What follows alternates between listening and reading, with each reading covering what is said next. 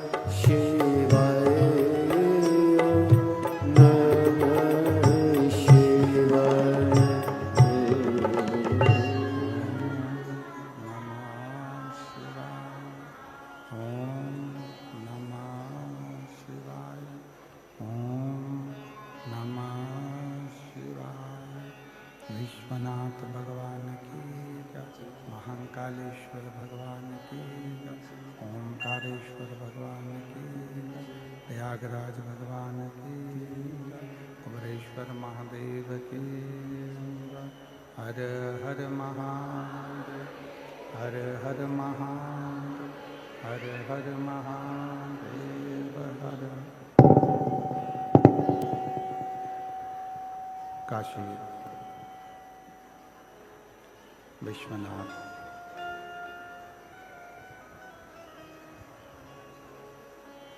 ओगड़दानी त्रिकालदर्शी कैलाशी अविनाशी भगवान शिव, जिनकी पुनीत पावन पवित्र शिव महापुराण की कथा बाबा देवादिदेव महादेव भगवान शिव की पवित्र पावन करुणा, उनकी उदारता से ये पवित्र पावन शिव महापुराण की कथा माघ मेला त्रिवेणी संगम प्रयागराज जी की पवित्र पावन भूमि पर चल रही है। श्री सतुआ बाबा सेवा शिविर के पवित्र प्रांगण में ये पवित्र कथा का दिव्य और भव्य आयोजन श्री जगत गुरु महामंडलेश्वर श्री संतोषाचार्य जी महाराज सतुआ बाबा जी, जिनके अथक प्रयास से पूरे माघ मेले का एक आनंद, और उसमें भी खाक चौक में भगवान शिव की परम कृपा श्री सतुआ बाबा जी के परम सानिध्य में हो रहा है।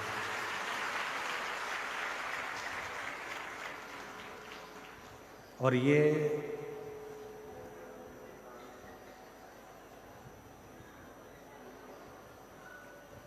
सत्य मायने में तो ये कथा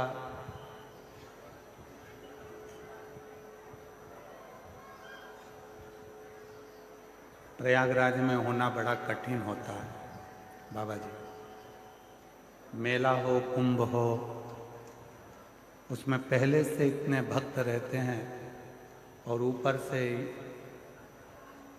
पूरी रोडों का चारों तरफ भक्तों का सैलाब इस कथा में है।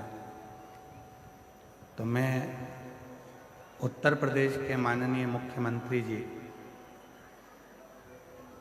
गोरक्षपीठ के पीठाधीश्वर माननीय मुख्यमंत्री जी श्री योगी जी को और उनकी संपूर्ण प्रशासन को बहुत बहुत साधुवाद धन्यवाद देता हूँ, जिन्होंने इस कथा को बड़ी सुचारू रूप से संभाल रखा है और पूरे मेला क्षेत्र को बड़ी दिव्यता और आनंदता के साथ संचालित कर रहे हैं।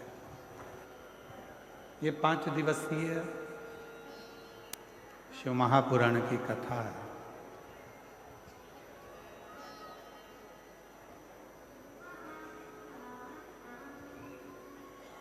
पंच तत्व में विलीन होने वाले शरीर को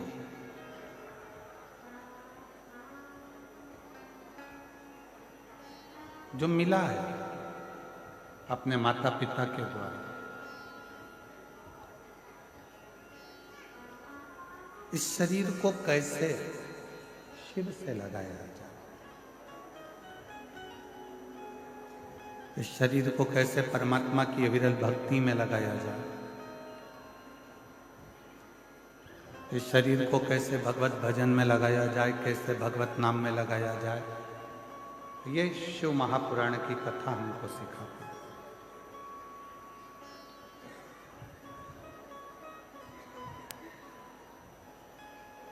कोई कहते हैं कि शंकर को पूजन करने की अलग अलग विधियां हैं।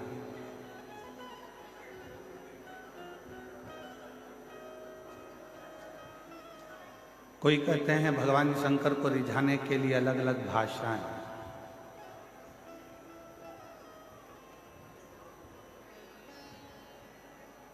पर शिव को रिझाने के लिए एक विधि होती है, एक भाषा होती है। पर शिव महापुराण की कथा कहती है कि शंकर भगवान विधि से भी प्रसन्न बहुत बाद में होते हैं और भाषा से भी प्रसन्न बहुत बाद में होते हैं। सबसे पहले शिव प्रसन्न होते हैं तुम्हारे मन की अविरल भक्ति और विश्वास। तुम्हारे भीतर विश्वास कितना है, तुम्हारे भीतर भक्ति कितनी है, तुम्हारे भीतर भरोसा कितना है, दृढ़ता कितनी है, कितना आप भगवान शिव पर विश्वास करते हो, कितना आप शिव जी पर भरोसा करते हो, कितनी दृढ़ता आपकी शिव के प्रति है, कितना भरोसा आपका शिव के प्रति है।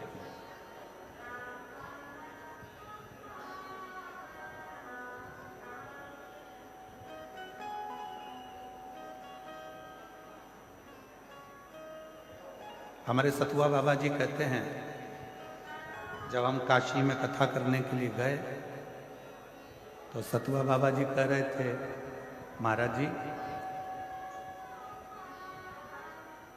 ये मणिकर्णिका के घाट पर सतुआ बाबा शिविर के सामने से, सतुआ बाबा आश्रम के सामने से ना जाने कितने कितने शव अर्थियां रोज निकलती प्रतिदिन।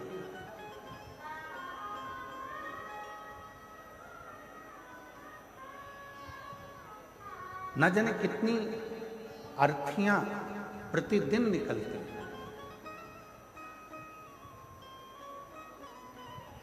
तो सतुआ बाबा जी बता रहे थे कि हमारे जो गुरुजी थे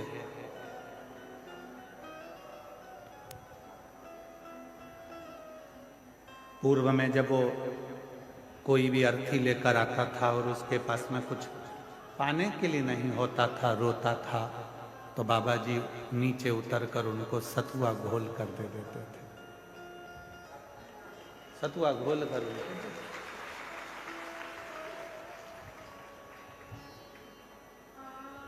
पर बाबा जी हम परम पूज्य जगत गुरु महामंडलेश्वर श्री संतोषाचार्य जी महाराज जी को कहेंगे, गुरु का कहते हैं कि चेले में एक अंश जरूर रहता है और वो अंश आपके भीतर भी आपके गुरु का है।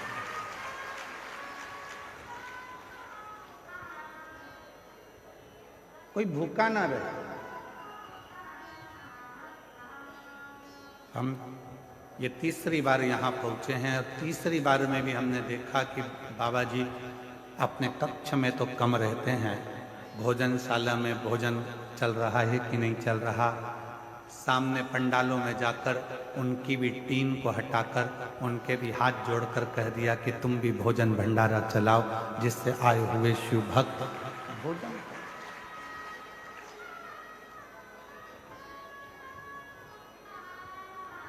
एक गुरु वो होता है जो अपना कक्ष या पंडाल नहीं छोड़ता, और एक आप पर आपके गुरु की कृपा है जो भोजन व्यवस्था, अन्य व्यवस्था, खुद दौड़ दौड़ कर व्यवस्थाओं को देखना, ये एक सच्चे गुरु के शिष्य का प्रमाण। सच्चे गुरु शिव सिखाते ही है। मेरे शंकर भगवान ना विधि से प्रसन्न होते हैं ना भाषा से प्रसन्न होते हैं।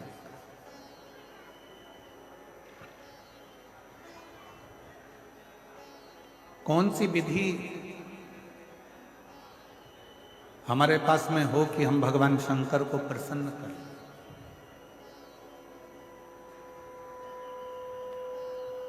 कौन सी विधि हमारे पास में हो कि हम भगवान शंकर को प्रसन्न कर कर उनसे वर प्राप्त करें? कोई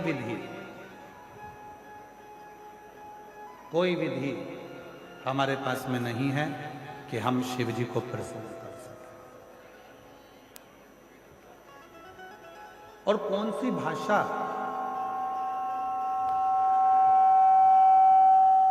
हम कौन सी भाषा बोलें जिससे हमारे देव अधिदेव महादेव प्रसन्न हो जाए? कौन सी भाषा?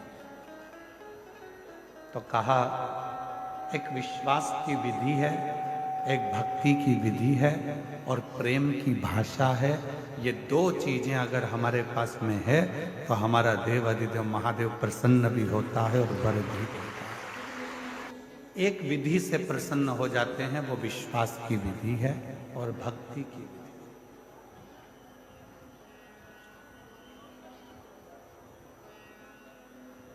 कितना सुंदर एक प्रसंग शिव महापुराण में आता है।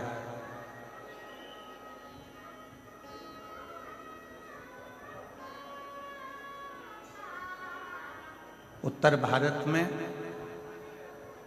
एक मनोहरा नाम का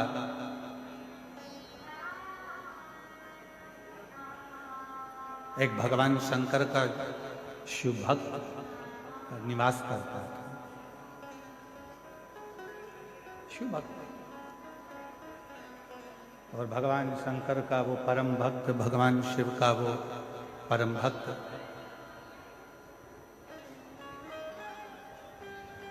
उत्तर भारत में एक मनोहरा नाम का एक शिव भक्त रहता है। और ये उत्तर भारत में ही प्रयागराज की भूमि पर कथा चल रही है। मनोहरा नाम का एक शिव भक्त है।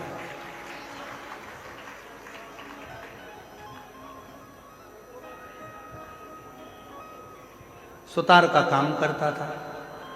सुतारी जानते हो आप लोग? जम के तो बोलो। सुतार मतलब लकड़ी का कुर्सी, टेबल, कुछ ना कुछ जो लकड़ी का काम होता है वो करता है। उसका एक नियम था। एक मट्टी का उसके पास में घड़ा था। उस घड़े से गंगा जी का जल रोज भरता था और रोज शिव जी को चढ़ाता था। सारी समस्या का हल एक मिलता है। रोज भरता, रोज शिव को चढ़ाता, प्रतिदिन।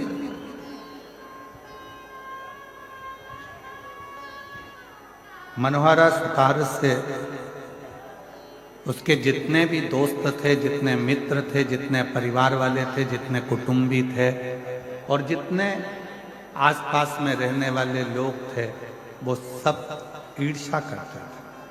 सब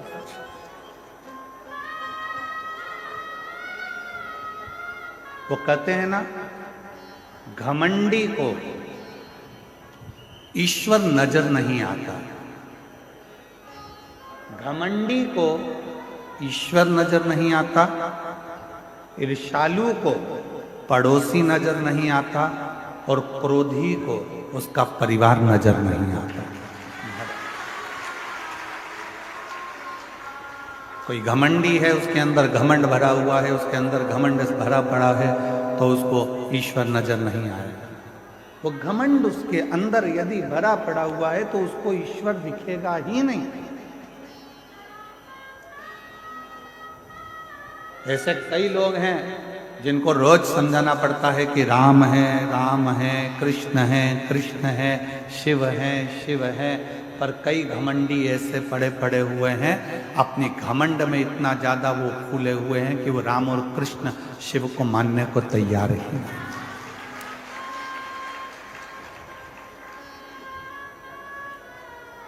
घमंडी को ईश्वर नहीं दिखता, ईर्ष्यालु को पड़ोसी नहीं दिखता।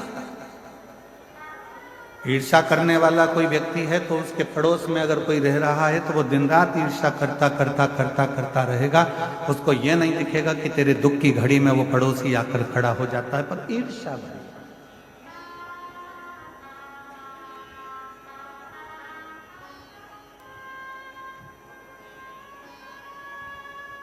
क्या करने आए हो प्रयाग की भूमि पर?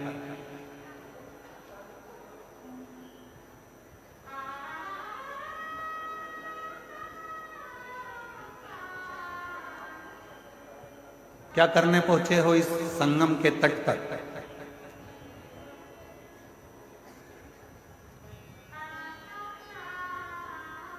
संगम के तट पर अक्षय वट के पास में नागवासुकी का मंदिर है। आप लोग तो प्रयाग के हो, कौन कौन गया है जरा हाथ उठाओ, जरा रखिए। प्रणाम आपको जो आप होकर आए हो, लोटा भर जल चढ़ाकर। नागवासुकी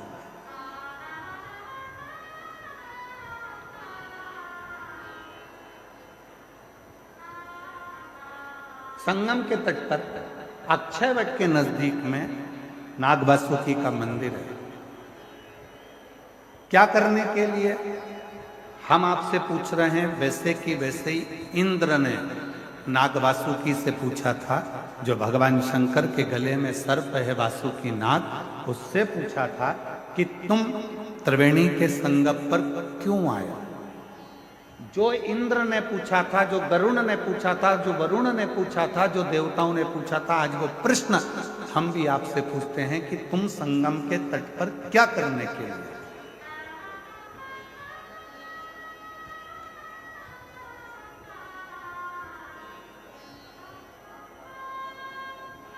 हजारों वर्ष पुरानी कथा आज फिर सतुआ बाबा के शिविर में वही प्रश्न लेकर खड़ी हो गई, जो देवताओं ने भगवान शंकर के गले में पड़े हुए नाग वासुकी से पूछा था। वो प्रश्न आज फिर सामने आकर खड़ा हो। देवताओं ने नाग वासुकी से पूछा कि तू त्रिवेणी के संगम पर क्या करने आया।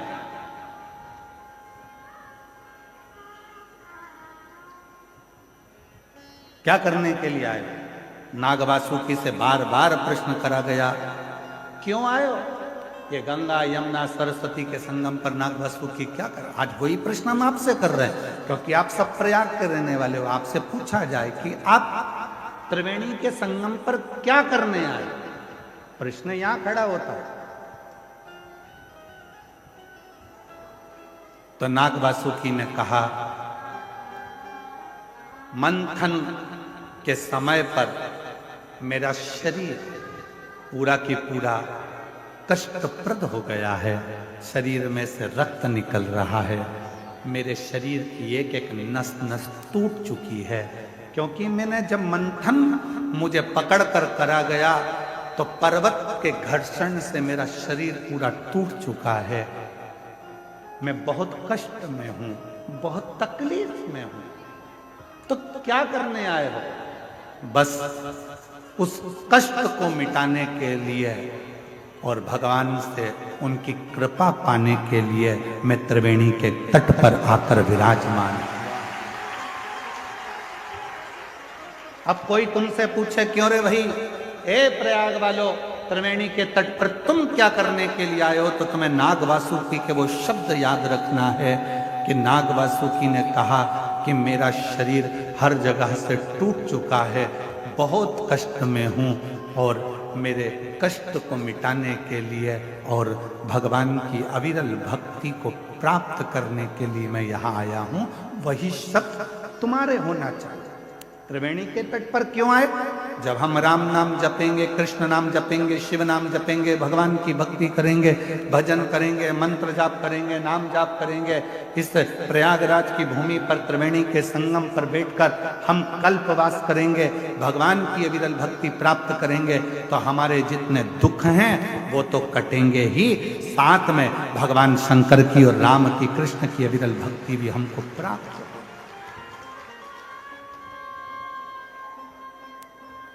हम क्या करने के लिए।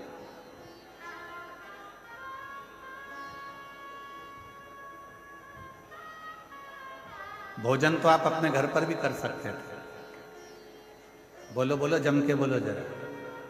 और जितनी भी मेरी जीजी आई हैं ना, ये खाली हाथ नहीं आई हैं। घर से कुछ ना कुछ खुरमा, मठरी, चक्की, लड्डू, तिल्ली का कुछ ना कुछ बनाकर लाई हैं। जैसे ही अंदर देरी होती है निपटा जाती है। बस अपने भाई को नहीं खिलाती है, बाकी के तो निपटा जाती हो।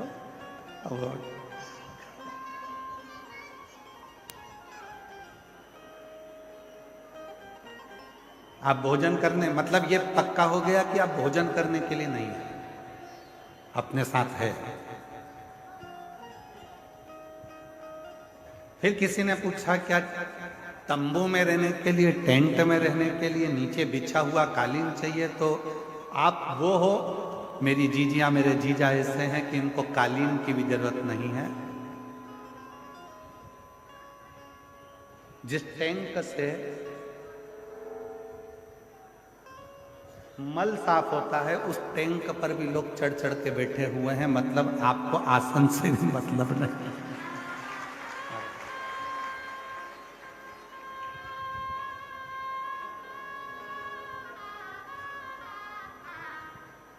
उस पे भी चढ़ के लोग बैठे हैं। फिर पूछा कि कोई अच्छी जगह मिल जाएगी तो मतलब तुम जानती हो कि शंकर को पाने के लिए जगह नहीं देखी जाती, क्योंकि शिव शमशान में भी निवास करता है और शिव हर कण कण में निवास करता है, तो स्थान की मूलता है। कोई तुमसे कहे कि शंकर भगवान केवल मंदिर में मिलेंगे, या शिव जी केवल कथा में मिलेंगे, या शिव जी केवल घाट पर मिलेंगे, या शंकर भगवान केवल अमरनाथ केदारनाथ में मिलेंगे, तो नहीं, ऐसी कोई बात नहीं है। तुम्हारे घर में रहो, घर में रहकर रोज श्री शिवाय नमस्तुभ्यम का जब जप करना प्रारंभ करोगे तो तुम्हें मंदिर क्या, मेरा भोलेनाथ तुम्हारे घर में आकर तुम्हें दर्शन देना प्रारंभ।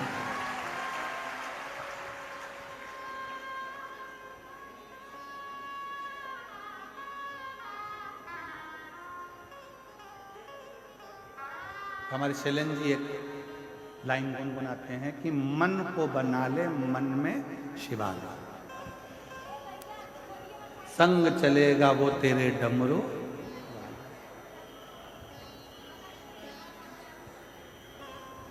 मन को शिवालय बना, और जिस दिन तुम्हारा मन शिवालय बन गया उस दिन तुम्हें शंकर को ढूंढने जाने की जरूरत नहीं। मत जाओ। मनोहरा की कथा करिए। उत्तर भारत की भूमि पर शंकर भगवान का एक भक्त मनोहरा ऐसा रहता था। शिव महापुराण की कथा कहती है कि वो मनोहरा सुतार का काम करता था, लकड़ी का काम करता था। उसके पास में एक मट्टी का केवल कलश था, लोटा था, पात्र था, जिससे वो शंकर को रोज गंगा का जल समर्पित करता था। प्रतिदिन रोज गंगा का जल रोज समर्पित करता था प्रतिदिन। एक दिन धर्म पत्नी चिढ़ गई। होता है ऐसा, पति अच्छा रहता है तो पत्नी थोड़ी सी क्रोधी रहती है, और पत्नी अगर अच्छी है तो पति थोड़ा क्रोधी रहता है। भगवान जब भी जोड़ी बनाता है ना तो बड़ा सोच समझ कर बनाता है। देख लो, तुमको यहीं से मतलब नहीं है, तुम तो त्रेता युग से चालू हो जाओ। राम जी के साथ जोड़ी बनी लक्ष्मण जी, भरत जी के साथ जोड़ी बनी शत्रुघ्न जी। ठीक है, जम के तो बोलो। दोनों की जोड़ी बनाई कि राम जी के साथ में जोड़ी बनाकर रखना है, राम लक्ष्मण की, भरत शत्रुघ्न जी की। और नहीं तो राम जी के साथ में राम जी सरल थे तो भरत जी की जोड़ी बन जाती, दोनों एक जैसे हो जाते, सरल सरल। पर नहीं, एक नम्रता वाले के साथ में एक क्रोधी का होना जरूरी है। राम जी के साथ लक्ष्मण का होना जरूरी है, और भरत जी के साथ शत्रुघ्न जी का होना जरूरी है, बहुत जरूरी।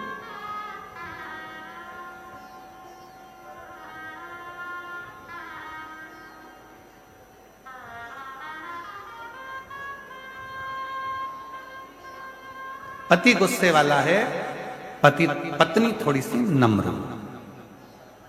पत्नी गुस्से वाली है तो पति थोड़ा सा नम्र। वैसे तो पति बेचारा नम्र रहता ही है, ऐसा नहीं है कि नहीं रहता।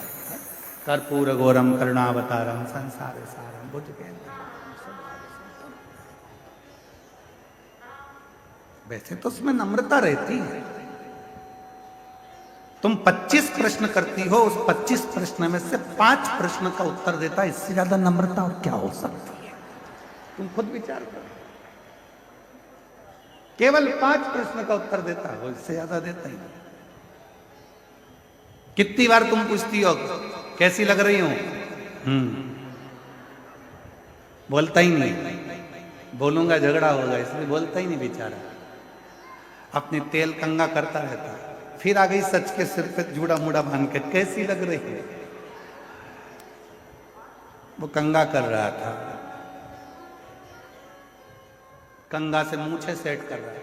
फिर आ गई, अब की बार सिर पे पल्लू डाल के पूछ रही कैसी लग रही हो, कैसी? फिर बोला ऐसी लग रही जैसे हरी घास में भैंस चल रही है। अब बोला तो घर डोला, बोला ही तो वो कुछ प्रश्न का उत्तर देता, वो देता ही नहीं। उसकी सरलता बहुत सहज होता है।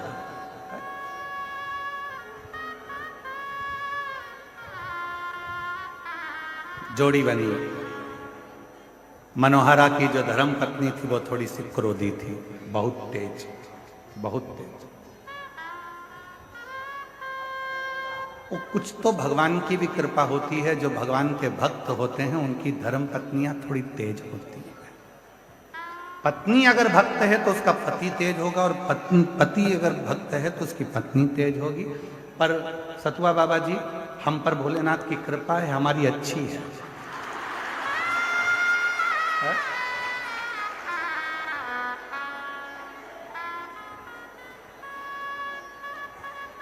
अगर वो थोड़ी गड़बड़ होती तो हम तुम्हारे आश्रम में नहीं आ पाते। अच्छा है, तो ऐसा होता है। और कोई कोई परिवार ऐसा होता है, जितने मेरे कल्पवास कर रहे हैं इस माघ के मेले में, जितने मेरे कल्पवासी हैं उनकी धर्म पत्नी भी अच्छी है, पति भी अच्छा है, दोनों मिलकर साथ में कल्पवास कर रहे हैं भगवत वचन। कई कई बहुत बाबा की कृपा से, कहीं शिव जी की बड़ी करुणा है, जो ऐसे पति पत्नी हैं कि दोनों हर साल कल्पवास करने के लिए 1 महीना दोनों रहकर अपने झोपड़े में, अपने टेंट में, पंडाल में भगवत भजन कर कर भगवान की अविरल भक्ति को प्राप्त कर। अविरल। तो मनोहरा की जो पत्नी थी, मनोहरा की जो पत्नी थी,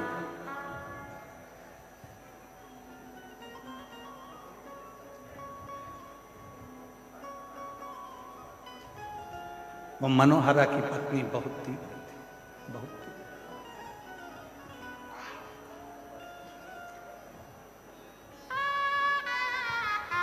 बहुत उठाया उसने अब की बार पानी का जो घड़ा था, जिस घड़े में वो गंगा जल लेकर शिव जी के मंदिर जाता था, शंकर जी को जल चढ़ाता था, उस घड़े को मनोहरा की पत्नी ने आज तोड़ दिया।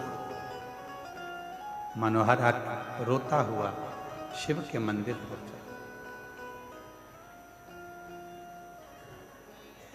शिव के मंदिर, शंकर भगवान के मंदिर में पहुंचकर हाथ जोड़कर कहने लगा कि आज मेरे पास में ना लोटा है, कलश है, और ना गंगा का जल है, कुछ भी। और इतनी मेरी सामर्थ्यता नहीं है कि मेरे पास में अलग से मैं कलश को खरीद सकूं या फिर बर्तन ले सकूं जिस बर्तन में मैं गंगा का जल तुम्हारे लिए ला सकूं। रो रहा, आंखों से नीर बह रहा, अश्रु बह रहा।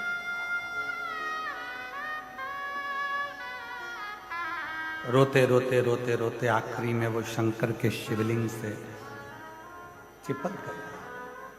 आंख के आंसू शिवलिंग पर पड़ रहे थे। मनोहरा रो रहा था। जाने लगा रोते रोते शंकर भगवान उस शिवलिंग में से प्रकट होकर मनोहरा का हाथ पकड़कर खींच लिए।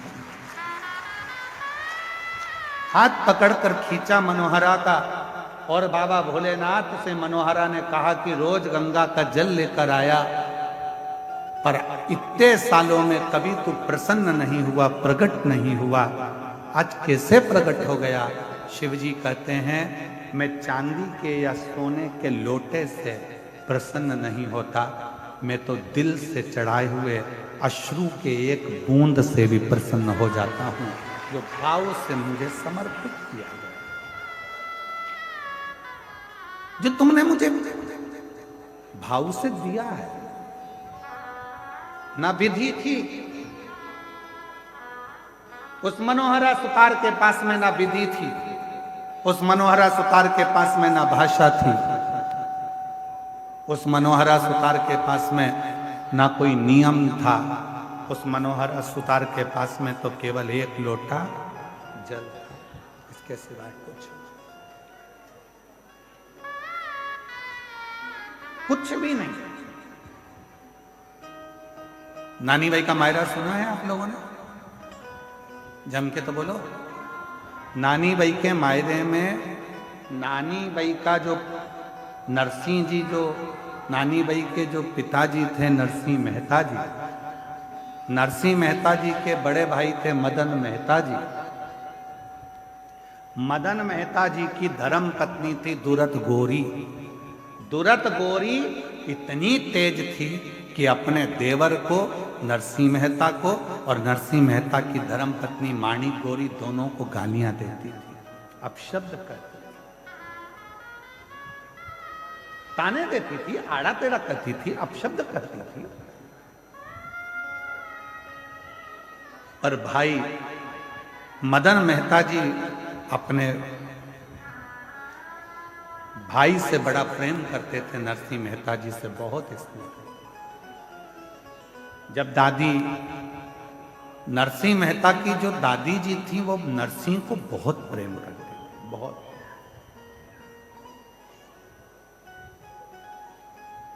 तो माणिक गोरी दादी को स्नेह करती थी, प्रणाम करती थी, पर दुरत गोरी कभी दादी को प्रणाम नहीं करती। प्राण छूट गए दादी के, मर गई। नरसिंह मेहता की पत्नी भी खूब रोई और नरसिंह मेहता की भाभी भी बहुत रोई। पर नरसिंह मेहता की पत्नी जी को समझ में नहीं आया कि मेरी जेठानी दिन रात गाली देती थी दादी सास को, और दादी सास मरने के बाद ये गले चिपक चिपक कर रो रही है, सिर पे इतना लंबा लंबा पल्लू डाल के रो रही है। सास जिंदा थी तो पल्लू रखा यहाँ, और सास मर गई तो पल्लू रखा बिल्कुल छाती तक, और चिपक चिपक कर रो रही है। और थोड़ी देर तक रोई चिपक कर, उसके बाद देवरानी से बोली मैं पानी पी के आई, अब तू रो ले। जब देवरानी रोने के लिए बैठी माणिक गोरी, तब उसको समझ में आया कि मेरी जेठानी चिपक कर इसलिए रो रही थी कि सास के कान में सोने की मुर्की थी जो कान में डली थी, उसको दांत से कटक रही थी, निकाल। जब वो मुर्की निकल गई, रोते रोते लेकर गई और पानी के मटके में उसको डाल दिया, और आकर बोली कि अब दादी जी को लेकर चले जाओ, कब तक रखोगे? रोते रोते उनको लेकर गए। दादी जी के जाने के बाद 13 दिन नहीं हुए पूरे, और नरसिंह मेहता की भाभी ने नरसिंह मेहता को घर से निकालने का प्लानिंग कर लिया।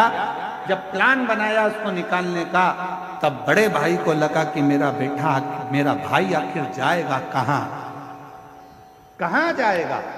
तो फिर बड़े भाई ने विचार करा कि दुनिया में एक ऐसा है, वो देव अधिदेव महादेव, जो ठोकर खाए हुए व्यक्ति का साथ निभा देता है। एक है जो निभा सकता, एक है जो निभाए, और वो केवल एक देव अधिदेव महादेव है जिसके चरणों में मुझे मेरे भाई को भेज देना चाहिए। यदि मेरा भाई शिव जी के मंदिर तक चले गया तो निश्चित है जो मेरा भाई चाहता है उसको वो सब कुछ मिल जाएगा। जरा स्मरण करिएगा, नरसिंह मेहता का मायरा कब बचा, कब स्मरण हुआ? हजारों सालों का स्मरण कर कर देखिए कि वो नरसिंह मेहता के लिए बड़े भाई ने विचार कर लिया था, यदि ये शंकर के मंदिर तक पहुंच गया तो इसको शिव जी संभाल लेंगे। और हम भी तो वही शिव पुराण में कहते हैं, आप यदि शंकर के मंदिर में पहुंच गए, एक लोटा जल चढ़ाना प्रारंभ कर दिया तो शिव जी तुम्हें संभाल, शंकर जी तुम्हें संभाल, कोई दूसरा नहीं संभाल सकता, संभालेगा वही।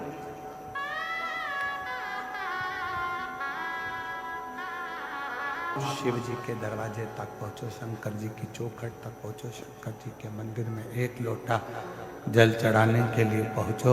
शिव तुम्हारे दुखों को काटना प्रारंभ कर दे, शिव तुम्हारे कष्टों को मिटाना प्रारंभ कर दे। जाना पड़ेगा, तेरे मंदिर में आना मेरा काम है और मेरी बिगड़ी बनाना तेरा। जाओ। नरसिंह मेहता जी शिव जी के मंदिर में पहुंच गए। रोते रोते पूरी रात नरसिंह मेहता जी ने निकाल दी। शंकर भगवान ने हाथ पकड़ा नरसिंह मेहता जी का और उनसे पूछा, तुझे क्या चाहिए? मैं जिस सांवरिया का भजन करता हूं, सांवरिया का दर्शन करा दो। भारत की भूमि क्या, पूरे विश्व की धरा पर केवल एक नरसिंह मेहता ऐसे संत थे जो जीते जी गौलोक धाम जाकर भगवान कृष्ण और राधा जी का दर्शन करे थे। गौलोक धाम में जहां पर भगवान की रासलीला का दर्शन हो रहा था, नरसिंह जी को ले जाकर वहां खड़ा कर दिया। नरसिंह जी को ले जाकर खड़ा करा, रास चल रहा था। सांवरिया से भगवान कृष्ण का ध्यान गया नरसिंह जी की ओर। सांवरिया जी दौड़ कर गए नरसिंह जी के पास में। हमारे यहां तो लोग मर जाते हैं तब आते हैं, तू तो जीते जी आ गया रे, तुझे लेकर कौन आया? नरसिंह जी बोले, वो शंकर जी लाए थे। इतने में सांवरिया सेठ ने बोला, अगर शंकर जी लेकर आए हैं फिर तो तू कहीं पर भी पहुंच सकता है, तेरा दुखड़ा कोई पर भी जाकर कहे, बाबा पूर्ण तरह से तेरे दुखड़े को मिटा सकता। किसी की सामर्थ्यता नहीं है, वो मिटाएगा, दुख काटेगा तो वो शिव काटेगा, कोई दुख नहीं काट सकता। ब्रह्मा ब्रह्मलोक में है, भगवान विष्णु वैकुंठ लोक में।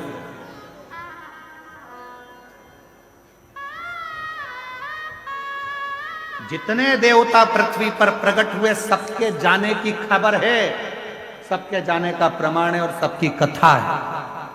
पर केवल एक देव ब्रह्मा ब्रह्मलोक में, भगवान विष्णु वैकुंठ लोक में, केवल मृत्यु लोक में एक देव विराजमान है, जो देव आदिदेव महादेव विराजमान, जिसके जाने की कथा नहीं है कि शंकर जी कहीं चले गए, शिव जी कहीं पहुंच गए। शंकर के तो यहीं कैलाश पर, काशी में, सोमनाथ में, मल्लिकार्जुन में, यहां तक प्रयागराज की धरा पर भी अगर पूरी भूमि पर, पृथ्वी पर कहीं पर भी घूम कर देख लो, शिव हर जगह मिल जाएगा।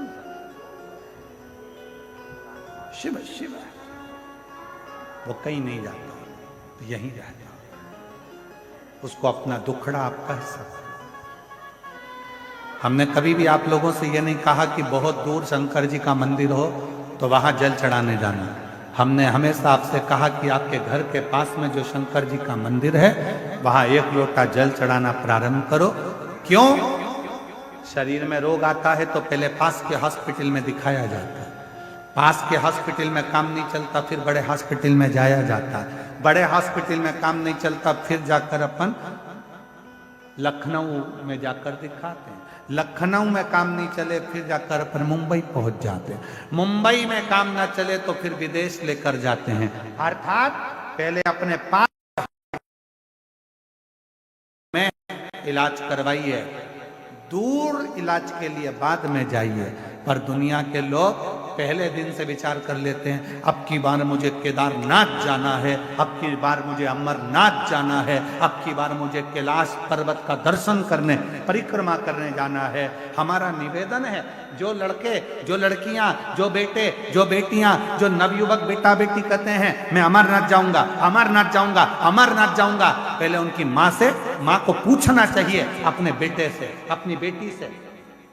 तो पास के मंदिर जाता है, पहले पास के मंदिर जा, और जब पड़ोस के मंदिर में तेरा दिल लग जाए शंकर को एक लोटा जल चढ़ाने में, तब समझना कि अमरनाथ बाबा का दर्शन करने जाएगा तो वो तुझे गले से लगा लेगा, वो तुझे अपने हृदय से लगा लेगा। मालूम पड़ा हमारे यहाँ जो बड़े बड़े डॉक्टर होते हैं, बड़े बड़े हॉस्पिटल में बैठते हैं, वो छोटी वाली फाइल को देखते हैं। लाओ दिखाओ, पहले तुमने डॉक्टर को दिखाया? हाँ साहब, हमारे गांव के डॉक्टर को दिखाया था। फाइल दिखाओ, लो साहब ये फाइल, ठीक है। और किसी को दिखाया? हाँ साहब हम प्रयागराज गए थे, वहां दिखाया, प्रयागराज की फाइल दिखाओ, ये साहब। फिर हम काशी गए थे, काशी की फाइल दिखाई। फिर हम मथुरा गए थे, मथुरा की फाइल दिखाई। उसी तरह जब तुम अमरनाथ, केदारनाथ, कहीं उच्च बहुत ऊपर जाकर अगर भगवान का दर्शन करोगे तो वो भगवान भी कहेगा ला जरा फाइल दिखा, कहां कहां होकर आया है, कहां के शिवलिंग पर जल चढ़ाया है, मैं भी तो जानू, तू मेरे करीब में आया, आ मेरे पास नजदीक आ। वो बुझाएगा, वो स्वीकार करेगा। टूट गए जैसे उस मनोहरा भगत का, मनोहरा सुतार का घड़ा टूट गया था, आंसू से शिव को प्रसन्न कर लिया था। शिव पुराण कहती है, भगवान शंकर की कथा कहती है, शिव तत्व कहता है, शंकर की कथा कहती है। भगवान को दिल से, विश्वास से, भक्ति से रिझाने का प्रयास करोगे तो शिव रीझ जाएगा, भगवान शंकर रीझ जाएगा।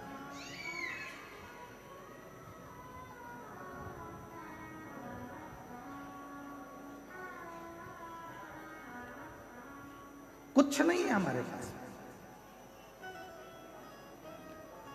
क्या है तुम्हारा? शरीर भी तो तुम्हारा खुद का नहीं है, माता पिता ने दिया। धन कहते हो तुम्हारा है तो वो भी तुम्हारा को किसी ना किसी ने दिया। कुछ भी तुम्हारा नहीं है, केवल एक ये आत्मा जो परमात्मा ने खुद ने दी है।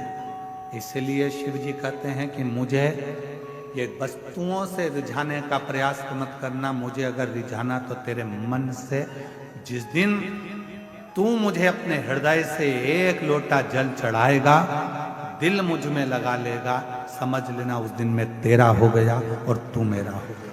जितने तेरे दुख हैं, जितनी तेरी तकलीफ है, जितने तेरे कष्ट हैं, जितनी तेरी बीमारी है, जितने तेरे तकलीफें हैं, वो सब मेरी होगी, तेरा कुछ भी नहीं।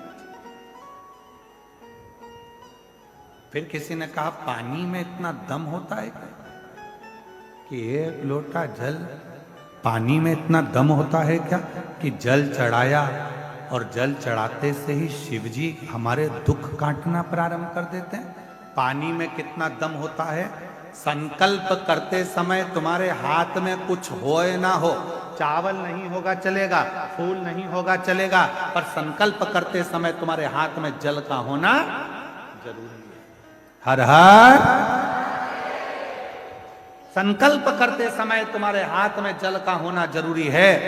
कन्या दान करते समय तुम्हारे हाथ में कुछ भी ना हो, सोने की रकम, चांदी की रकम कुछ भी ना हो चलेगा, पर तुम्हारे हाथ में जल का होना, जब वो जल डाला जाता है तब कन्यादान माना जाता है, जल का होना जरूरी है। उसी तरह जब पिंड किया जाता है, तर्पण किया जाता है, तिलांजलि दी जाती है, उसमें जल का होना जरूरी है। उसी तरह जैसे पितरों को रिझाने के लिए जल, प्रकृति को रिझाने के लिए जल, उसी तरह शिव महापुराण की कथा कहती है अपने दुख को मिटाने के लिए भी एक लोटा जल का होना बहुत जरूरी है।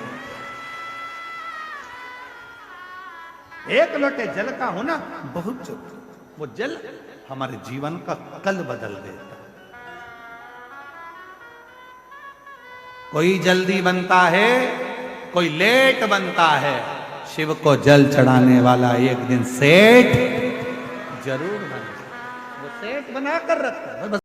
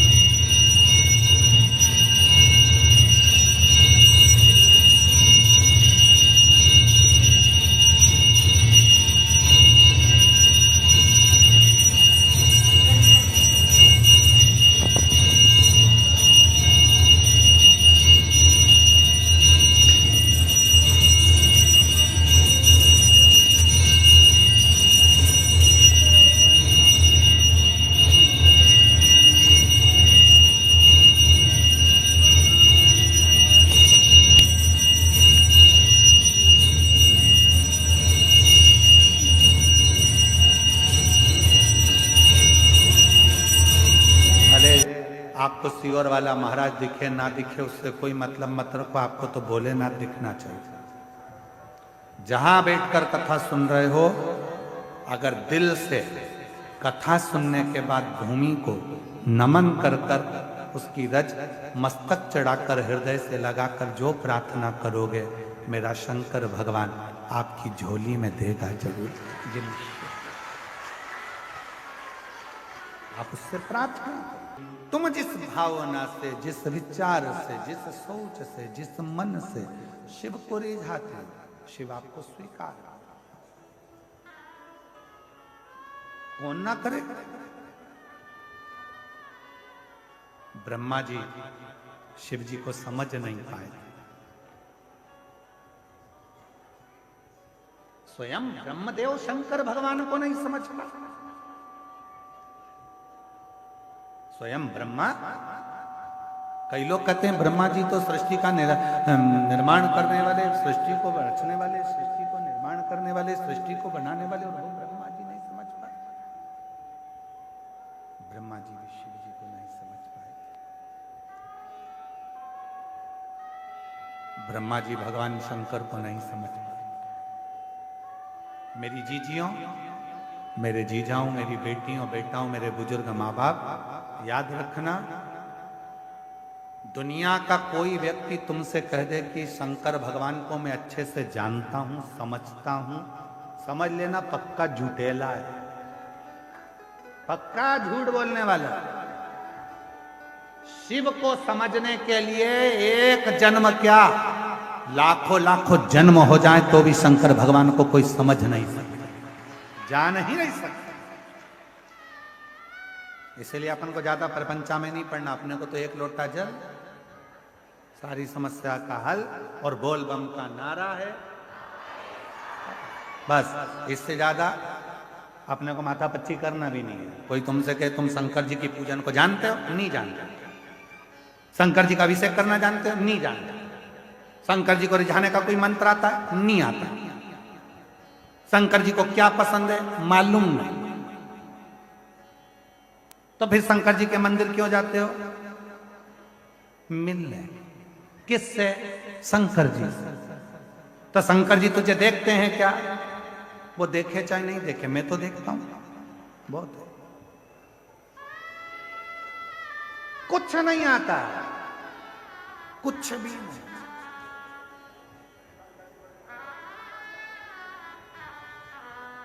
हम तो बस साधारण है, शिव को रिझाने के लिए आते हैं। इससे ज्यादा हमें कुछ नहीं आता। मैं उसको देख लूं, वो मुझे देख ले, एक लोटा जल इस शरीर से चढ़ जाए और मेरा बाबा मुझे स्वीकार कर ले, इससे ज्यादा मुझे कुछ नहीं। मेरा शंकर मुझे नहीं, बस।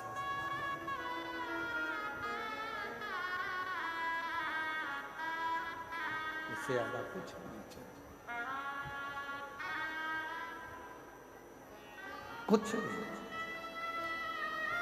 कोई मंत्र आता है तुमको? नहीं।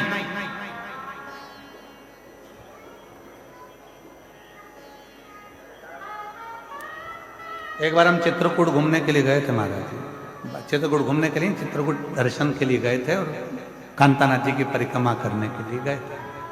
तब किसी ने हमसे एक प्रश्न करा था, तुम्हें संस्कृत का श्लोक आता है? हमने हाथ जोड़कर कह दिया महाराज जी हमको कछु नहीं आता। फिर पूछा तुम्हें ये आता है? नहीं महाराज जी हमको ये भी नहीं आता। फिर तुमको ये आता है? हमको ये भी नहीं आता। फिर तुमको क्या आता है?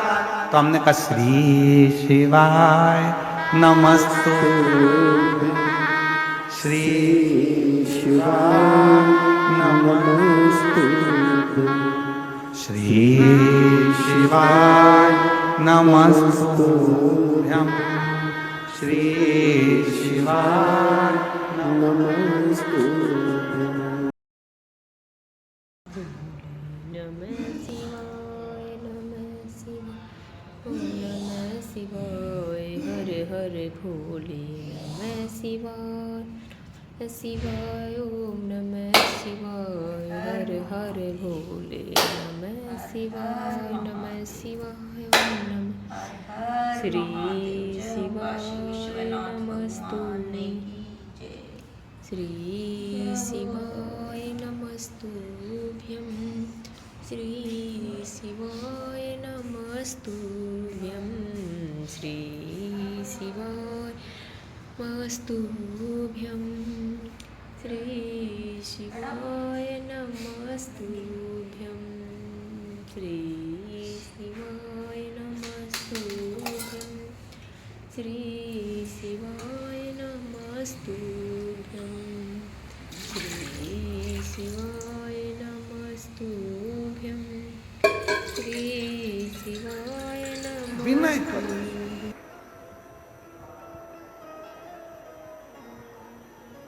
मंत्र आता है?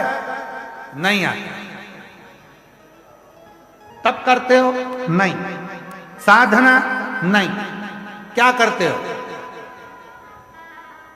एक लोटा जल, सारी समस्या। इससे भगवान प्रसन्न हो जाएंगे? बिल्कुल।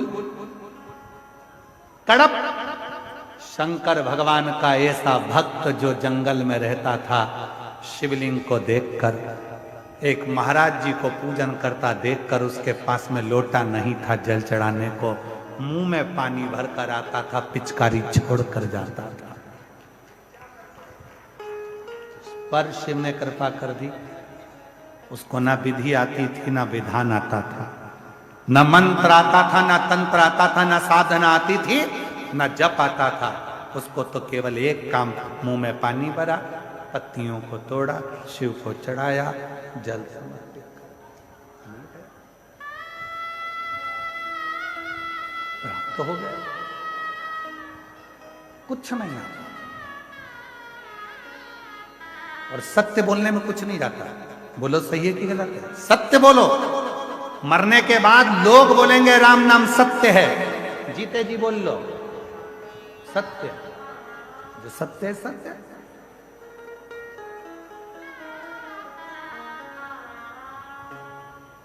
एक छोटा सा बच्चा भी अगर सत्य बोलता है ना तो लोग उसे दबाने का प्रयास करते हैं। एक अर्थी निकल कर गई, थोड़ी दिन बाद बच्चे को याद आ गया दिवाली का दिन था और दीपावली के दिन छोटा सा बच्चा चिल्लाने लगा राम नाम सत्य है, राम नाम सत्य है। मम्मी ने मोगरी से धो दिया, घूम मारा, पागल हो गया, मूर्ख है, क्या बोल रहा है ये? राम नाम सत्य है, राम नाम सत्य है। तो बच्चे को सिखा दो राम नाम सत्य, सिखाओ।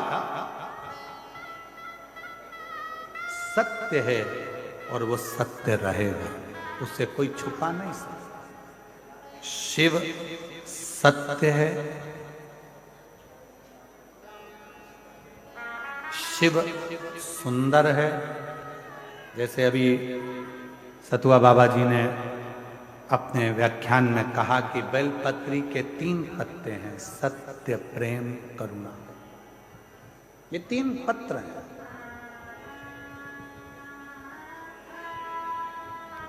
और कोई कोई बेलपत्री 5 पत्ते की होती है तो उसमें 2 पत्ते और जुड़ जाते हैं, समर्पण और विश्वास। उसमें 5 पत्ते की बेलपत्र में 2 पत्र और जुड़ते हैं, समर्पण और विश्वास।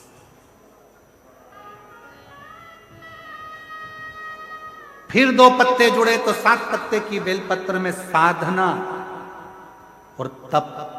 उस बेलपत्र के 2 पत्ते हो रहे। ऐसे बेलपत्र के जब पत्र बढ़ते हैं तो शिव भी सोचते हैं कि ये साधारण पत्र नहीं है, ये तप, साधना, विश्वास, सत्य, ये सब जब सम्मिलित होता है तब कोई शिव की भक्ति को प्राप्त कर पाता। शिव की भक्ति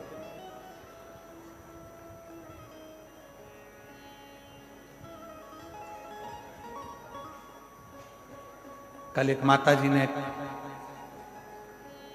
पत्र भेजा था, उस पत्र को हमने पढ़ा, शायद वो कक्ष में ही होगा। उस पत्र में उन्होंने लिखा था कि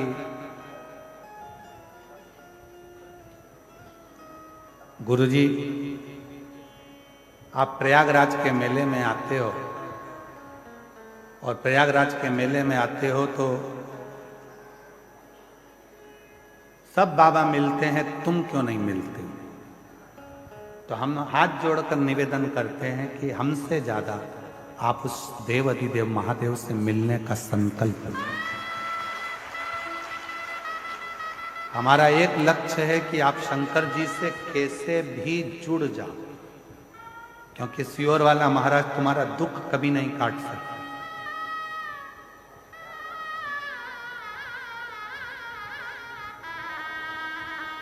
सियोर वाला महाराज कभी तुम्हारा दुख नहीं काट सकता। दुख काटेगा तुम्हारा देव अधिदेव महादेव, दुख काटेगा तुम्हारा विश्वास, दुख काटेगा तुम्हारा शिव, और दुख काटेगा तुम्हारा किया गया कर्म।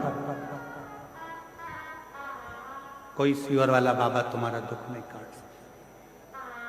तो हमसे मिलने से ज्यादा तुम्हारे अंदर उस परमात्मा से मिलने की ललकता होना चाहिए, उस परमात्मा से।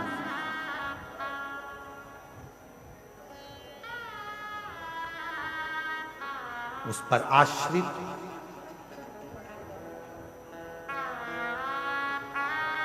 जहां पर ज्ञान अहंकार में बदल जाता है, वहां फिर परमात्मा स्वीकार करना बंद कर देता है।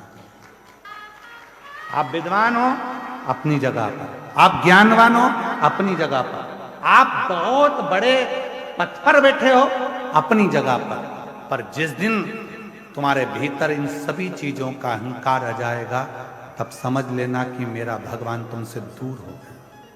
फिर मेरा परमात्मा तुम्हारे पास में नहीं, मेरा परमात्मा दूर है।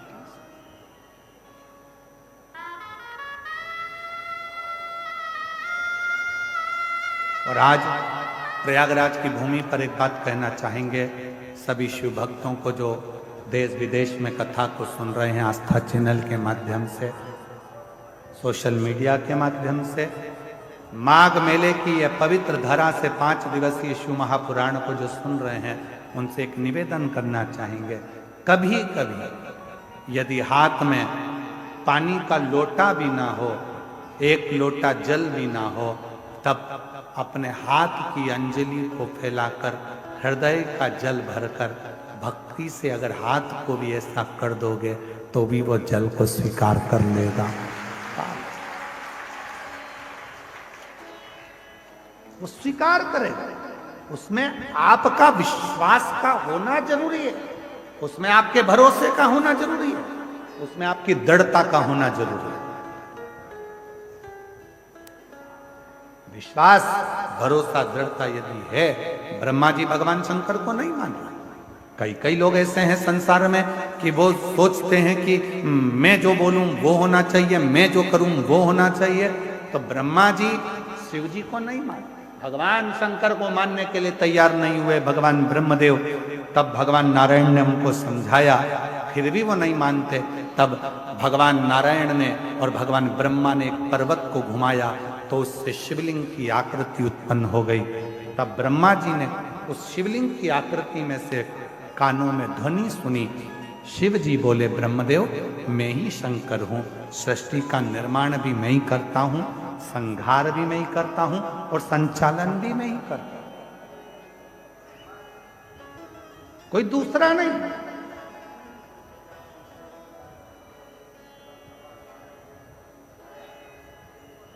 कई लोग कहते हैं घर में चला रहा हूं, झूठ मत बोल, मर जाओगे, चला के बताओ। कई लोग कहते हैं दुकान में चला रहा हूं, झूठ मत बोल, तुम्हारे बस की बात नहीं। अभी चलते चलते एक्सीडेंट हो जाए, हॉस्पिटल में पड़ा रहेगा, दुकान चलेगी कि नहीं चलेगी? व्यर्थ की बात मत करो।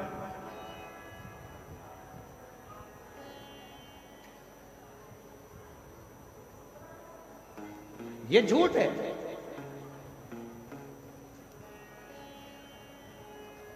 ये सब झूठ है।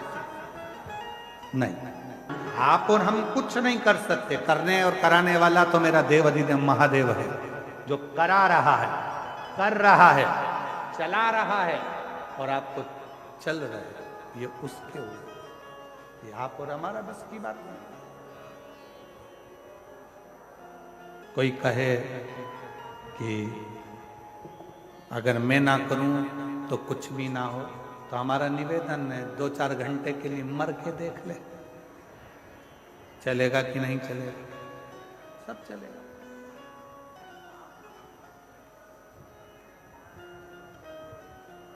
मर के देख ले।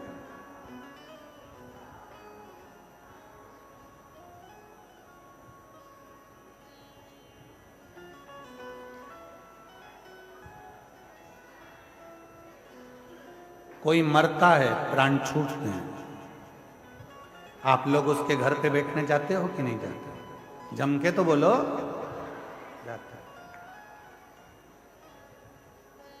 क्यों जाते हो?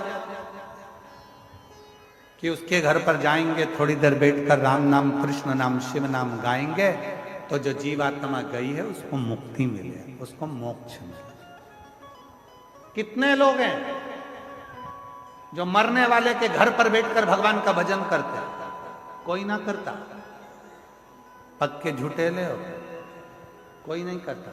माँ जाते से ही बैठते हो, सिर पे पल्लू वल्लू डाल के चुपचाप, वो भी मुसद्दी लाल जैसे बैठे रहे, तुम भी बैठे रहो चुपचाप। फिर पूछोगे क्या हो गया था? फिर वो सुनाएंगी रात को अच्छे थे, मक्का की 4 रोटी खाई, 3 कटोरी कड़ी निपटाई, बहुत जोर बात है। एकदम रात्रि को 1 बजे बोले मेरे सीने में दर्द हो रहा, मैंने बाम लगाया, मला जी सवेरे साफ।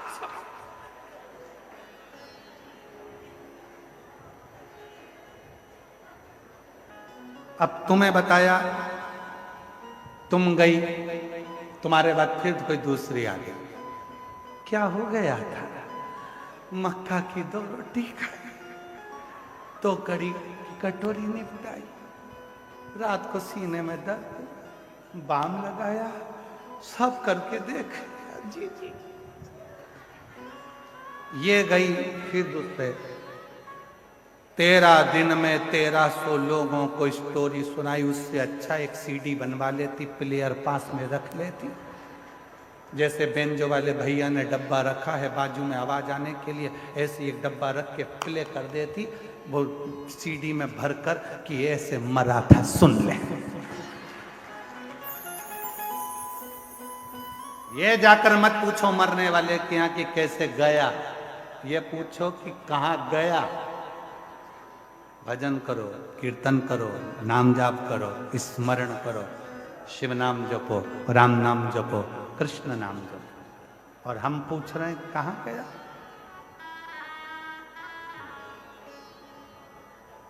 यही गलती है हमारी।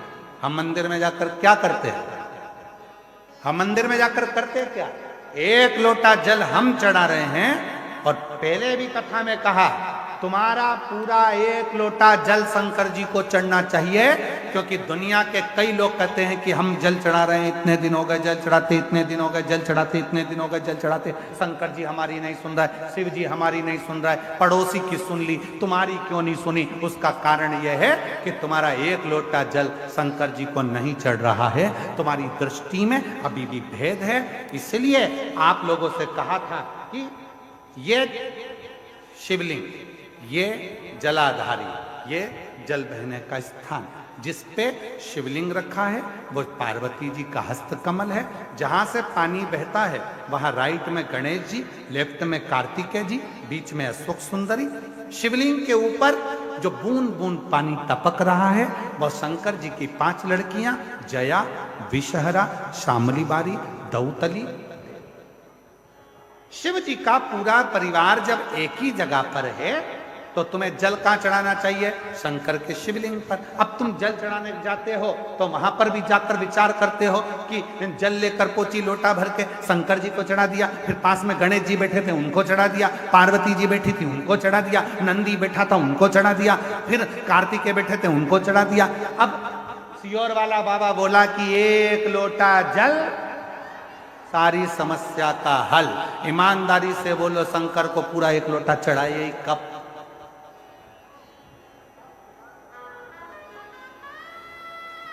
वो एक लोटा जल लेकर गई थी, उसी में शंकर जी को चढ़ा दिया, उसी में गणेश जी को चढ़ा दिया, उसी में पार्वती जी को चढ़ा दिया, उसी में कार्तिकेय जी को चढ़ा दिया। वो एक लोटे जल का तुमने विभाजन कर दिया। इसलिए शंकर जी भी कह रहे हैं कि तेरी दृष्टि में अभी भी सब देवता अलग अलग हैं। जिस दिन एक शिवलिंग में तुझे राम, कृष्ण, देवी, देवता, गणेश सबका दर्शन होने लगे, समझ लेना उस दिन तेरा दुख समाप्त होना प्रारंभ हो।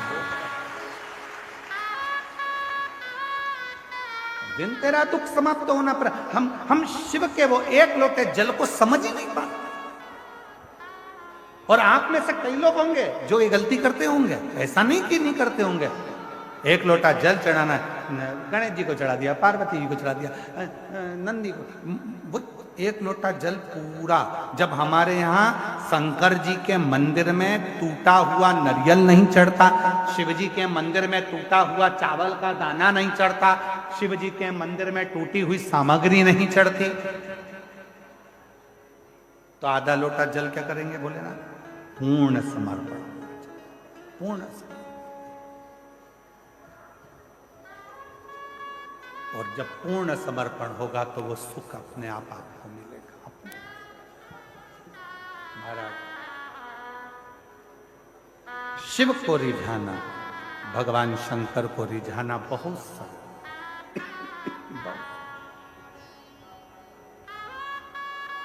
शिव को रिझाने में देरी नहीं होती। शंकर को जैसे ही जल चढ़ाया वैसे ही भोलेनाथ प्रसन्न होना प्रारंभ कर देते।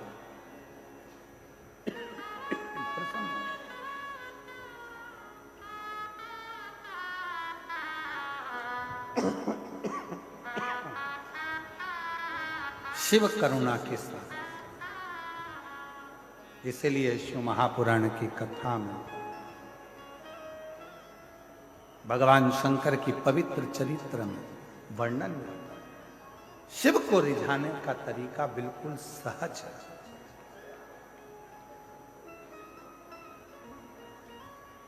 शिव जी को पूजन करने की विधि प्रिय है कि शिव जी को भाव प्रिय है? जम के बोलो जरा, सबकी आवाज आना चाहिए। भाव प्रिय विधि। शिव को कोई बहुत ज्यादा विद्वान हो तो वो विधि से पूजन करे, पर शंकर विधि से ज्यादा भाव से प्रसन्न, भाव से।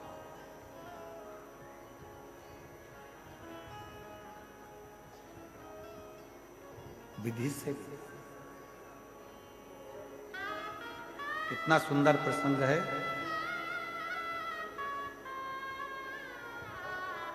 जलंधर की पत्नी वृंदा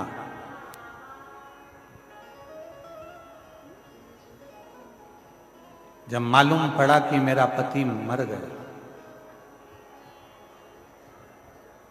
मारने वाले शिव थे, सातित्व को भंग करने वाले नारायण थे। नारायण के सामने वृंदा जाकर खड़ी होकर कहती है, अरे नारायण भगवान, तुमने मेरा सातित्व डिगा दिया। जैसे शिव जी की पत्नी सती जलकर भस्म हुई थी, वैसे ही आज मैं भी भस्म हो जाती। राख का ढेर बन गई वृंदा, राख का ढेर।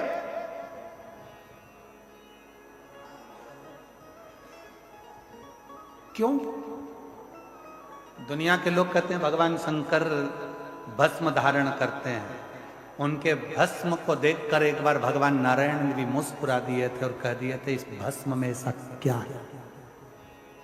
2 बार भगवान नारायण भगवान की लीला पर मुस्कुराए थे और दोनों बार भगवान नारायण को उस लीला का दर्शन करना पड़ा।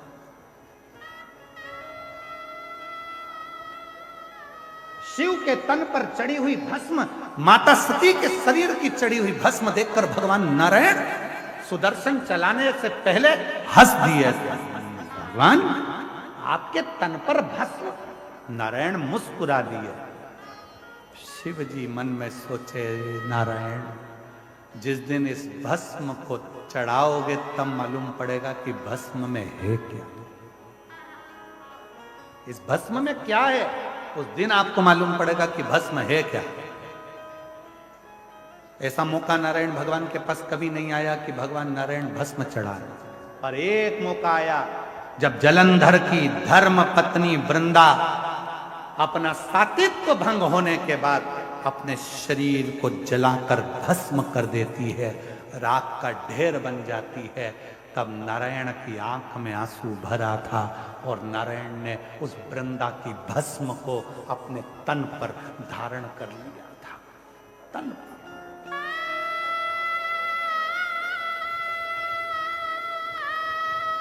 तन पर भस्म चढ़ी है। लोग कहते हैं भगवान शंकर के तन पर भस्म थी।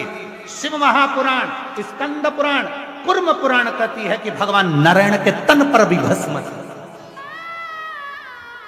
शिव ने सती की भस्म धारण करी थी और भगवान नारायण ने वृंदा की भस्म धारण करी थी। और जो सती माता भस्म के रूप में प्रकट हुई, उससे बेलपत्री का वृक्ष उत्पन्न हुआ। और जो वृंदा भस्म के रूप में प्रकट हुई नारायण के स्पर्श से, वो तुलसी का पौधा के रूप में प्रकट हुआ। भस्म साधारण, तन पर शिव के भस्म है। लोग कहते हैं केवल क्या देवादिदेव महादेव 33 कोटि देवता में केवल एक शंकर ऐसे हैं जो भस्म लगाते हैं? शंकर ऐसे हैं जिनको भस्म चढ़ती है?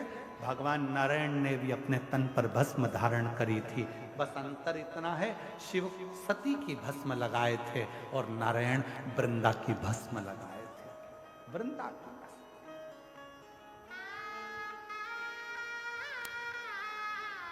और जब वृंदा की भस्म तन पर चढ़ी, वृंदा की भस्म जब तन पर चढ़ी हुई थी, नारायण आंखों से अश्रु बहा रहे थे, नैनों से नीर बह रहा था, आंसू बह रहे थे। तब किसी ने सूचना करी भोलेनाथ के पास में, नाथ, विश्वनाथ, नाथ, सोमनाथ, नाथ, केदारनाथ, नाथ, अमरनाथ, नाथ, नाथ, नाथ कहते हुए जब शिव को पुकारा, शंकर भगवान के नेत्र खुले। क्या हुआ? अभी तो मैंने जलंधर को समाप्त किया और जलंधर को समाप्त कर कर मैं साधना में लीन हुआ और तुम मुझे पुकार रहे हो। क्या हुआ? नाथ, नाथ, वृंदा जलकर भस्म हुआ। भस्म? हाँ।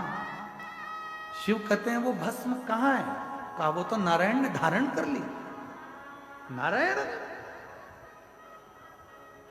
भगवान कहते हैं उस स्वरूप का दर्शन मुझे करना है। उस स्वरूप का दर्शन मुझे करना है जिस स्वरूप में नारायण ने अपने तन पर भस्म चढ़ाई। दौड़े भगवान देव अधिदेव महादेव ने जाकर, जैसे ही नारायण के शरीर पर वृंदा की भस्म दिख रही थी, शिव मुस्कुराकर कहते हैं, नारायण आपकी आंख में अश्रु है, ये वृंदा की भस्म मेरे तन पर है।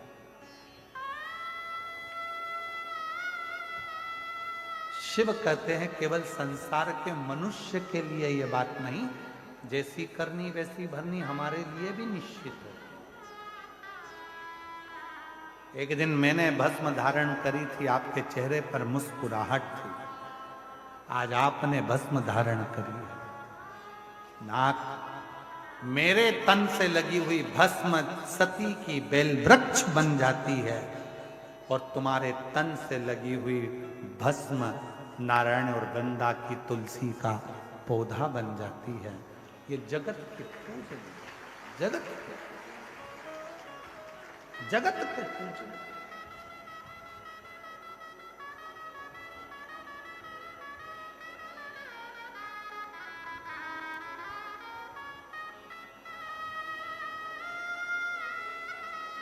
कितना सुंदर कहा है। किसी व्यक्ति के शरीर में जब लीवर किडनी से जुड़ा हुआ जब रोग हो जाता है, किडनी काम करना बंद कर देती है, डायलिसिस चालू हो जाता है, लीवर काम करना बंद कर देता है, तब अलोनी गोबरी की भस्म, अलोनी गोबरी जानते हो, पहले भी कथा में बताया, गाय ने गोबर करा देसी गाय ने जैसी गोबर करा, सूख गया, उसका कंडा हो गया। सूखने के बाद उस गोबरी को जलाया, जलाकर जो भस्म बनी कपड़े से छाना, छानने के बाद वो भस्म जब हाथ में लेकर भगवान नारायण का हरिहर का नाम लेकर, ये कथा हम पहले बात चुके हैं हरिहर कथा में, हरिहर भगवान का नाम लेकर जब शिव जी के शिवलिंग पर वो भस्म का त्रिपुंड लगता है और उस भस्म को लाकर सुबह सुबह मुख में रखा जाता है तो उससे लीवर और किडनी जैसे रोग भी समाप्त होने लगते हैं, उसमें एक अमृत तत्व उत्पन्न होता है। श्री शिवाय नमस्तुभ्यं, श्री शिवाय नमस्तुभ्यं, श्री शिवाय नमस्तुभ्यं, श्री शिवाय नमस्तुभ्यं, नमस्तुभ्यं, श्री शिवाय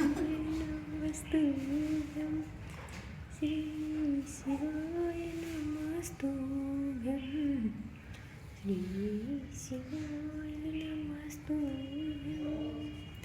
श्री शिवाय नमस्तुभ्यं, श्री शिवाय नमस्तुभ्यं,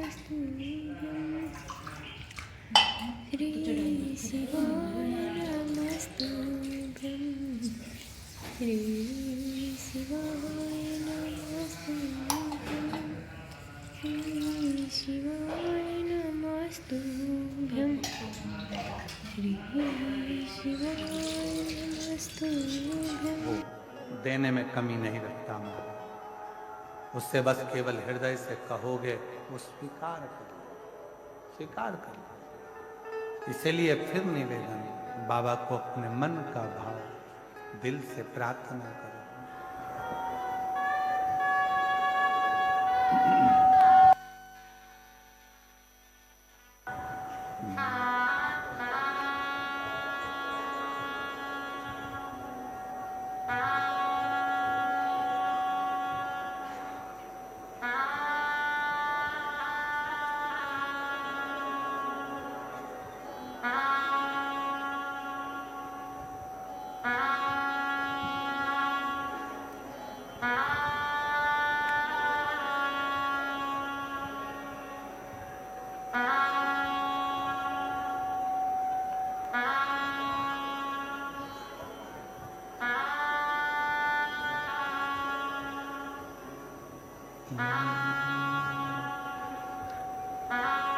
श्री शिवाय नमस्तुभ्यं, श्री शिवाय नमस्तुभ्यं, श्री शिवाय नमस्तुभ्यं, श्री शिवाय नमस्तुभ्यं, श्री शिवाय नमस्तुभ्यं। भोला सब दुख का ओ भोला सब दुख का शिव शंकर जपूं तेरी माला, भोले बाबा जपूं तेरी माला, भोला सब दुख का ओ भोला सब दुख का। वेश है मंगल मंगलकारी, वेश है मंगल मंगलकारी, शमशान वासी हमारा, शमशान वासी हमारा, ओ भोला सब दुख काटो, ओ भोला सब दुख काटो।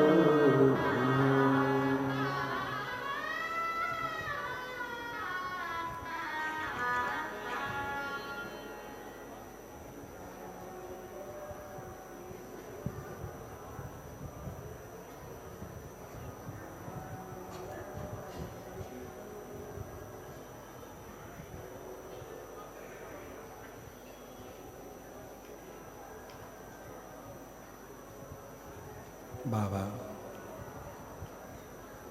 देवादिदेव महादेव भगवान शिव ओगरदानी त्रिकालदर्शी कैलाशी अविनाशी भगवान शंकर की पवित्र कथा कर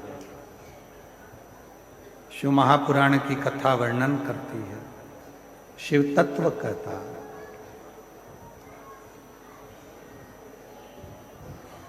ब्रह्मदेव के लिए भगवान शंकर ने आकाशवाणी की, फिर भी ब्रह्मा स्वीकार नहीं करते। तब ब्रह्मा जी भगवान शिव के शिवलिंग का शीश देखने के लिए गए।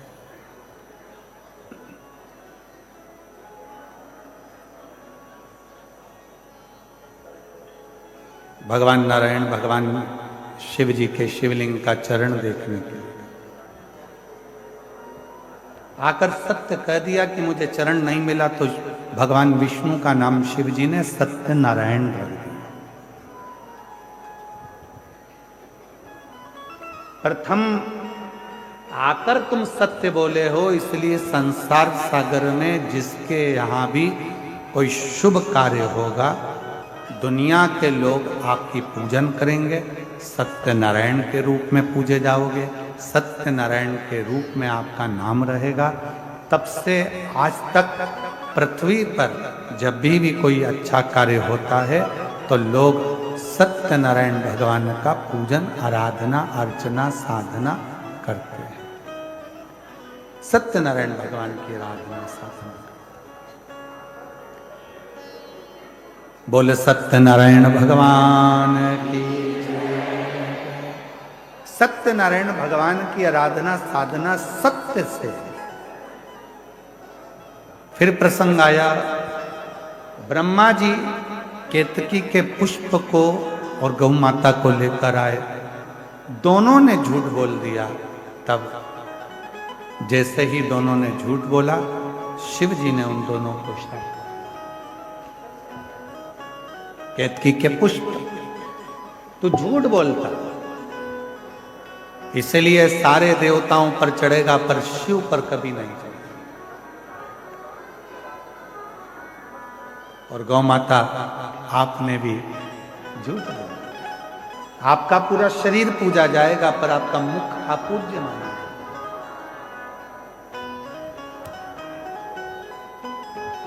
शिव कथा कहती है, भगवान शंकर का चरित्र कथा है, शिव महापुराण की कथा कहती है। ब्रह्मा जी ने फिर झूठ बोला तो ब्रह्मा जी का सिर भगवान काल भैरव ने काटा। कटा हुआ शीश लुढ़का कर्मनाशा नदी प्रकट हो गई। और शिव कथा कहती है कि वो ब्रह्मा जी के कटे हुए शीश को भगवान विष्णु ने स्तुति कर कर, शिव जी से विनय कर कर, भगवान शंकर ने उसी शीश को, भगवान शिव जी ने वही शीश को पुनः वृक्ष बना दिया। बट वृक्ष के रूप में भगवान ब्रह्मा जी के कटे हुए शीश का स्वरूप उत्पन्न कर। देखिए, 33 कोटि देवता में केवल एक देव अधिदेव महादेव ऐसे हैं जो प्रकृति के देव माने। प्रकृति के देवता के रूप में पूजा जाता है। जल तत्व हो, वायु तत्व हो, जितने भी स्वरूप हैं शिव के, वो प्रकृति के रूप में पूजे जाते हैं। इसलिए एक नियम बनाए। हम लोगों ने एक विचार करा है विठले सेवा समिति कुबेरेश्वर धाम सीहोर ने कि आने वाली जो महाशिवरात्रि है 15 फरवरी को,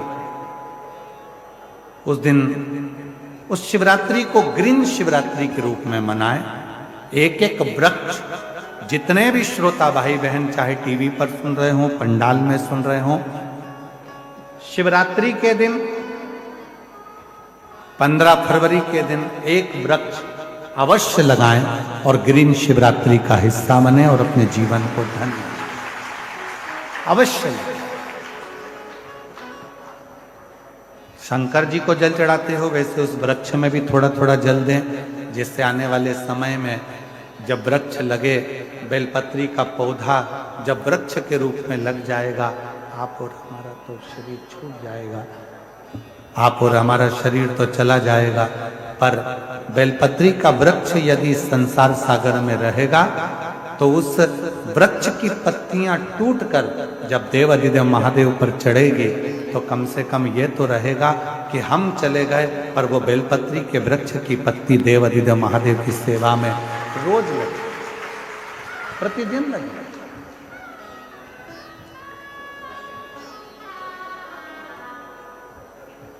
देखिए शंकर भगवान के पूर्ण स्वरूप में कितने वृक्षों की उत्पत्ति हुई।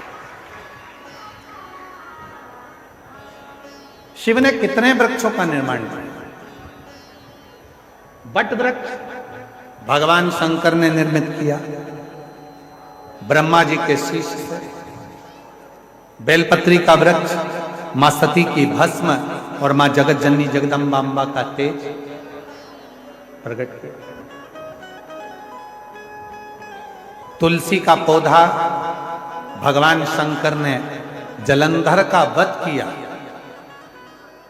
वृंदा के सातित्व को नारायण भगवान ने दिखाया और नारायण और वृंदा के उस भस्म स्वरूप का आनंद तुलसी के पौधे के रूप में निर्मित। शमी का वृक्ष जब शनि महाराज जी को माता ने ही श्रापित कर दिया, तब उन्होंने भगवान शंकर की आराधना काशी में करी, और काशी में जब शिव की आराधना करी तब भगवान शंकर ने शनि को शमी के रूप में एक आनंद सुख देने वाला प्रकट कर दिया। आंवले का वृक्ष जिस समय पर भगवान नारायण ने भगवान देव अधिदेव महादेव को सृष्टि का भार दिया था, और भगवान नारायण ने जब सृष्टि के भार पूर्ण अपने हाथ में लिया, तब शिव की आराधना में आंवले के वृक्ष की रोपण था। पीपल का वृक्ष स्वयं भगवान शिव का ही और शनि के आनंद नवग्रह का प्रतीक। जितने जितने वृक्ष हैं भगवान शंकर प्रकृति के देवता हैं। भगवान शिव चाहते हैं जितनी प्रकृति हरी भरी होती है, जितना जल है, जितनी वनस्पति है, ये जितनी आनंद में होती है, मेरा शिव उतना उतना प्रसन्न होता है, मेरा शंकर उतना प्रसन्न है। शिव की प्रसन्नता है प्रकृति की सुंदर, वनस्पति की। आगे वर्णन आया भगवान शंकर के सुंदर स्वरूप का, और सुंदर स्वरूप में वर्णन किया मां सती, जो भगवान दक्ष प्रजापति जो पूर्ण रूप से ये निश्चित कर कर बैठे थे कि मेरे घर में जो सती का जन्म हुआ है वो सती में नारायण को ही ब्याह। सती का विवाह में नारायण के साथ था। पर अभी आपको कथा में कहा कि भोले आपकी कृपा से सब हम कुछ भी सोचे, पर जो शिव ने सोच कर रखा है विचार करता है। अभी आपको कथा में कहा था कि शिव महापुराण की कथा के पंडाल में आपको लगता है कि आप कथा सुनने के लिए आए हो, पर हमको नहीं लगता। हमको तो ये लगता है कि मेरे भोले बाबा आपकी गोदी में, आपकी झोली में कुछ देने वाले होंगे, इसलिए उन्होंने यहाँ पर बुलाया, वरना बुलाता ही कृपा से। सती माता का सुंदर चरित्र का स्मरण आगे कल की कथा में लेंगे। आज द्वितीय दिवस की कथा को विराम की ओर लेते हैं। बड़े आनंद के साथ शिव भक्ति को अग्रण्य करते हुए आनंद से आगे बढ़ेंगे और बाबा की पवित्र कथा का लाभ लेंगे। आप लोगों के बीच में समय का मालूम ही नहीं पड़ता है कि कथा चलते चलते कब 4 बज जाती है और शिव की अविरल भक्ति को आप और हम प्राप्त कर रहे हैं। निवेदन है, अपना चेन अंगूठी मोबाइल पर्स का ध्यान रखेंगे, भीड़ वाली जगह पर धक्का मुक्की नहीं करेंगे, धीरे धीरे चलेंगे। रोडों पर पब्लिक बैठी है, इसलिए आप लोग थोड़ा अंदर वाले यात्री धीरे से उठेंगे। पहले रोड पर बैठी हुई पब्लिक हटे, उसके बाद अंदर वाले यात्री बाहर निकलेंगे। दूसरे पंडालों में जितने भी भक्त भरे पड़े हुए हैं वो भी धीरे धीरे निकलेंगे। पहले आरती के बाद में भूमि को नमन कर कर प्रणाम कर कर फिर अपने अपने गंतव्य की ओर जाइएगा। कल कथा का तीसरा दिन रहेगा। बड़े भाव से 5 दिन की कथा का लाभ ले रहे हैं और जीवन को धन्य बना। हर हर